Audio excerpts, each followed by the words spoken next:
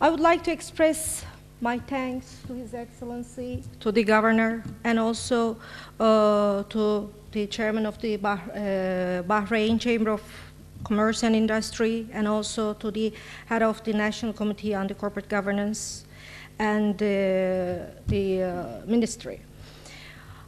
Before beginning my presentation, I would like to give you some information regarding what we do at the ICC on corporate governance. We have a website which we hope which we plan also to enrich, and also we have a book. We have issued a book, and for the last 4 years we have held roundtables in different parts of the world, in Beijing twice, in Istanbul, in London, in Stockholm, in Prague, in Paris, and also in next June in Monaco. In every round table, the discussions were different depending upon the culture, the company structures. The problems were different, the concerns were different. And today, I would like to emphasize upon the different practices in different parts of the world, and maybe together we can go over the assessment of the code.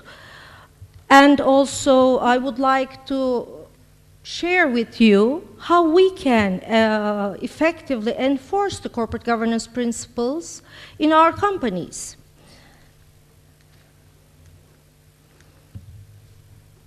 This should work, but let me see. There has been lots of definitions of corporate governance. His Excellency and the other distinguished speakers, they have all defined corporate governance at the ICC, and they have stressed the importance of stakeholders, shareholders. At the ICC, in our book, we define also the corporate governance as it refers to rules, best practices, regulations which ensure the boards and the management secure the rights of shareholders. This is to improve competitiveness. This is to reach out to capital.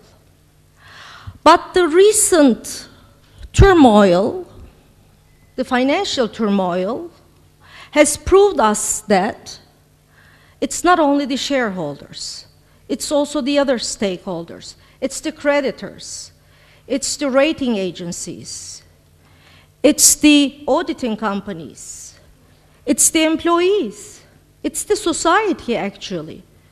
In the last financial turmoil, lots of people lost jobs. The global economy suffered, still suffering. Therefore, corporate governance is not also only to ensure the rights of shareholders. It is also highly important to take into consideration the role of stakeholders in the overall economy. I would like to share with you, bring to your attention actually what, for example, Jack Welch, the former legendary CEO of General Electric, said recently in Financial Times.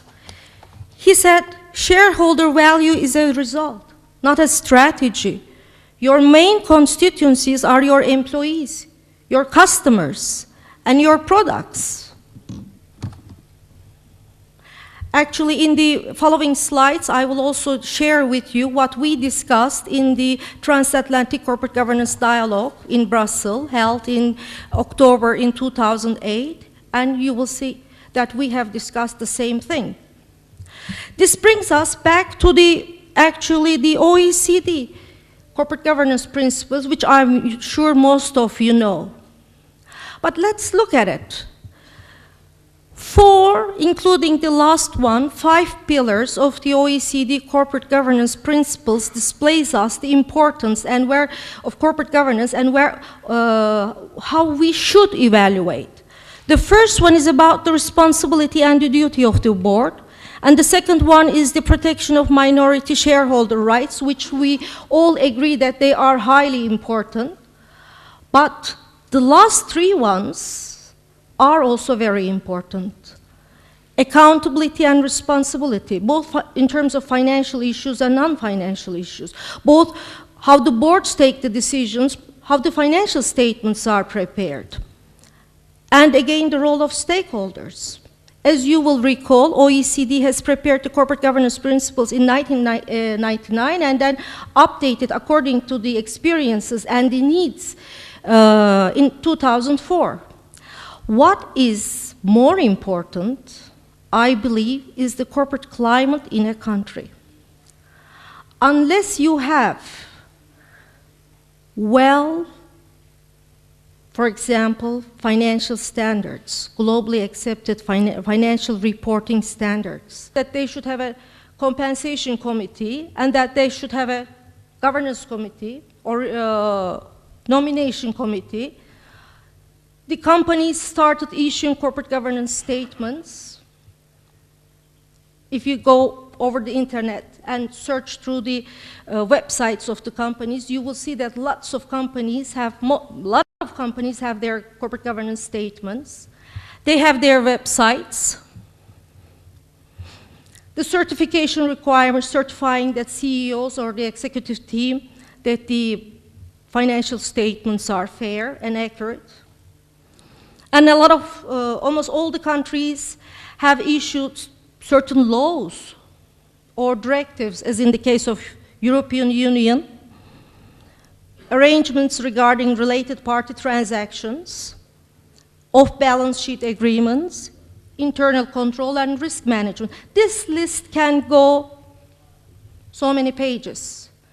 But just to be brief, yes, there is an understanding, there is a convergence in the policies, but what about the practices? Let's go back. Look at the board composition. I brought to your attention, for example, the New York Stock Exchange standards on corporate governance, and at the board composition, it says that majority should be independent. In the European Union, when you look at it, the general principles, it says sufficient number of independents, because in the European Union, there are more than 25 members.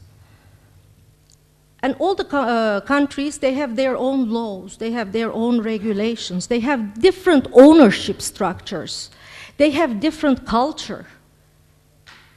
And Bahrain Code, it says again, independent. If you look at the audit committee, in the New York Stock Exchange, it says all should be independent. In the European Union, it says non-executive supervisory directors. For example, if you look at Germany, the banks, the representatives of the banks are in the supervisory board. The representatives of the unions, some of the companies, half of the board members, supervisory board members, are composed of the representatives of the employees. It depends upon the culture of the country and the laws in the country. In US, the companies are widely held, whereas in Europe, there are a lot of family-owned companies. In the pyramid structure, holding companies, and in the holding structure, the affiliates may not be listed. The main company may be listed, and that brings the problem of related party transactions and off-balance sheet issues on the table. So, for example, the corporate governance concerns of family-owned companies might be different than the corporate governance concerns of the widely held companies. In the family-owned companies, you might have the succession problem, you might have the family constitutions. So this is where the divergence is. This affects how the audit committee is formed. This affects the CEO compensation. In general, as you have seen, in policies, there is a convergence, but in the practices, we see divergence. Why all and also finally, I would just like to brief you, since corporate governance is and moving target, the companies keep renewing it. The countries keep renewing it. If you look at UK, for example, as of 98, they have revised their code or the relevant reports 23 times till now. Yes, 23 times. For example, in Germany, which is a little bit, I don't want to say reluctant, but different than the Anglo-Saxon approach, they have even revised 12 times their code. Because change and developments in the economy necessitate updating it. But one thing is for sure, the whole world is paying a lot attention to this issue. Why? What benefits it brings to the companies? Most of the former speakers, distinguished speakers, they have emphasized on this. It increases the operational and the financial efficiency. From the borrower side, you can access to capital markets. From the lender side, you would like to know the transparency and accountability of the money you deliver. Even if you deliver some money to your friend, you would like to know when you'll be able to get it back. If you are delivering some money to a customer, to a company, definitely for sure you will ask for credible financial statements, accurate financial statements, timely financial statements. It increases market value. It avoids agency costs. Depending upon the owner structure, this agency cost problem and this management entrenchment also differs. If it is a widely held company where we call them faceless corporations, you do not know. Do you know, for example, who is the owner of Shell? Do you know, for example, who is the owner of IBM? No. Therefore, the board acts on behalf of the shareholders. There we face the agency cost on the practices of the CEO, because the CEO takes the decisions. On the other hand, if it is a family-owned company with a controlling shareholder, then we can talk of expropriation of the minority shareholders. It differs. There we can also have an agency cost regarding the applications of the CEO. Finally, it maintains reputation and builds trust. Companies work for years to maintain reputation, to build trust. But it takes only one night to destroy it. Look at what has happened to Enron. Look at what has happened to Parmalat. Look at what has happened to all the banks that we are facing in the last financial turmoil. So, for all the companies, it adds to the shareholder value. For all the companies, it increases competitiveness and sustainability. I think this is the magic word.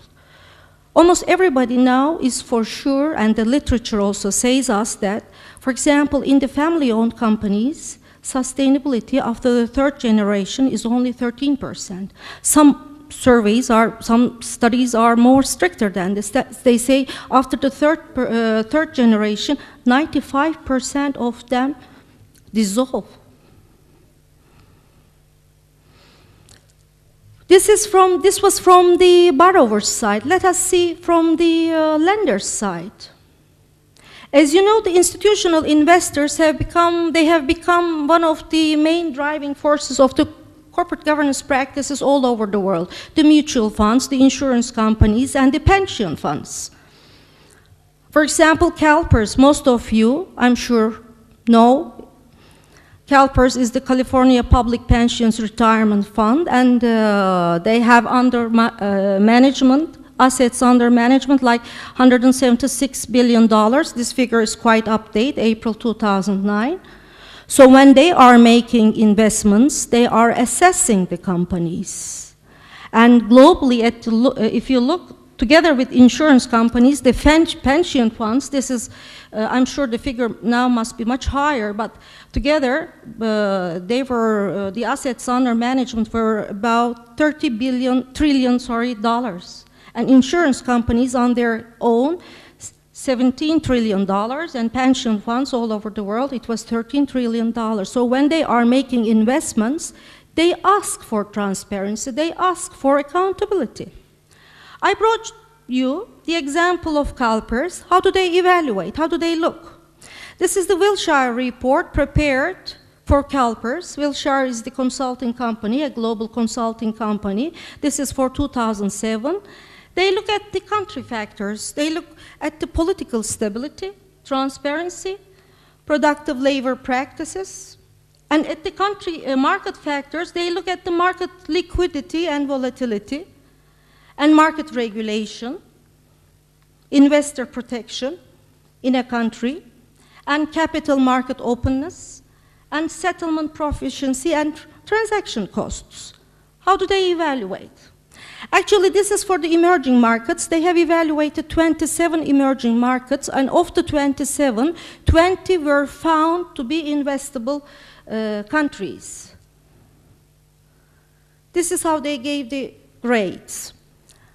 The grades are given over 3. Those who have received 2 over 3 are accepted as investable countries. And CalPERS, in addition to this, has focus lists.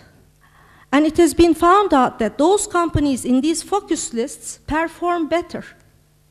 So this is how individual investors, when lending money, evaluate the companies. Look at the countries. We said corporate governance adds to the value of the companies. This is one of the best examples.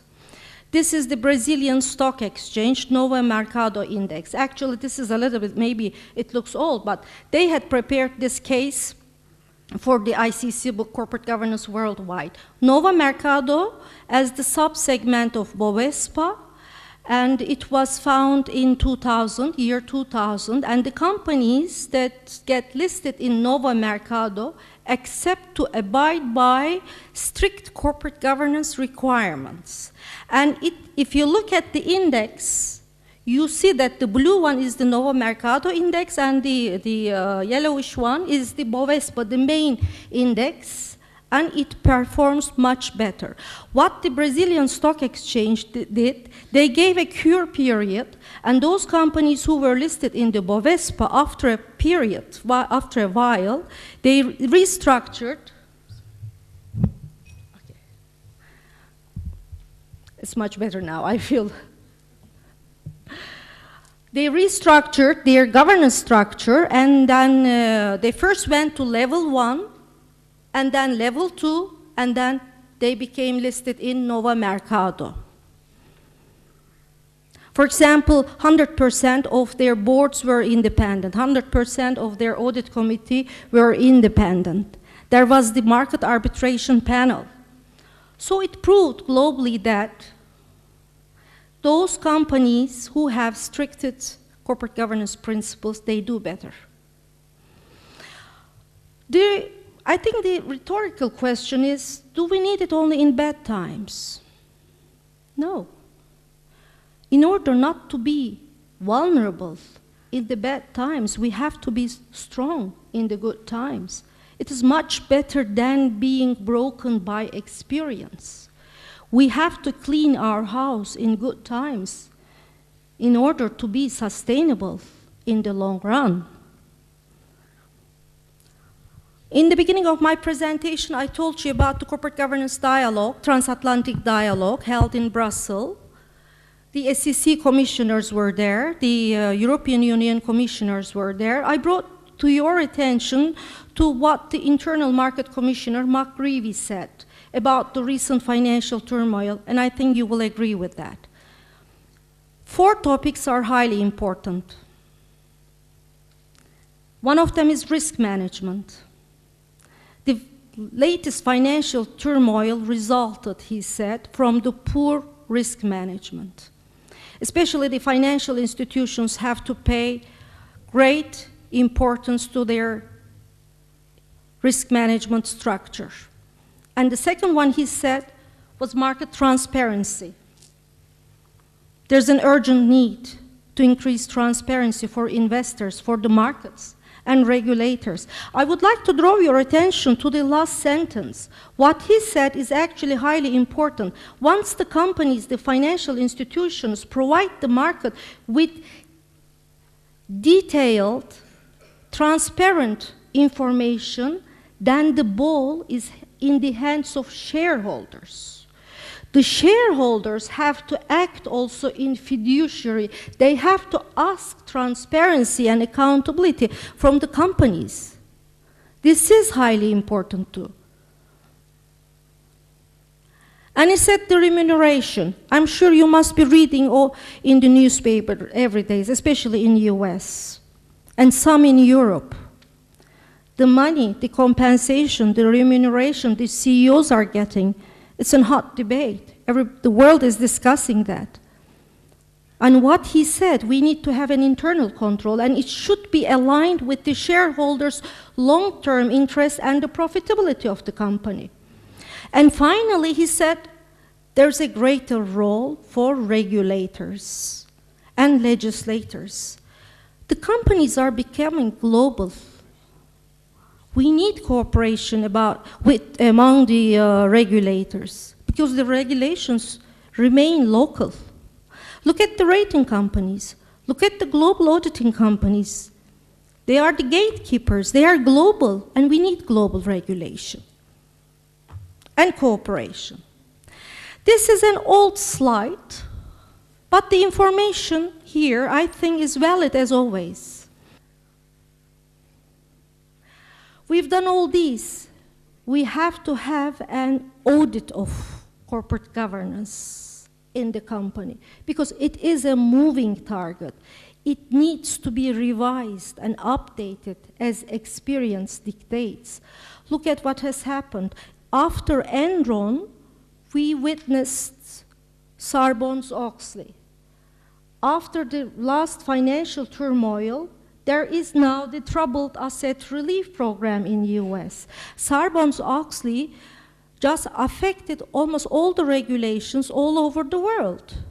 After Parmalat, European Union realized that they are also vulnerable. After Satyam in India, emerging markets realized that they are vulnerable. I'm not even mentioning Madoff scandal. As I'm sure you all know, almost how much? $60 billion is lost in the Ponzi scheme. Therefore, corporate governance is a moving target, and it needs to be updated. After the last financial turmoil, for example, in the European Union, a legislation is being proposed in regulating the rating agencies. And in the G20s, the discussions were about regulating hedge funds, private equity funds.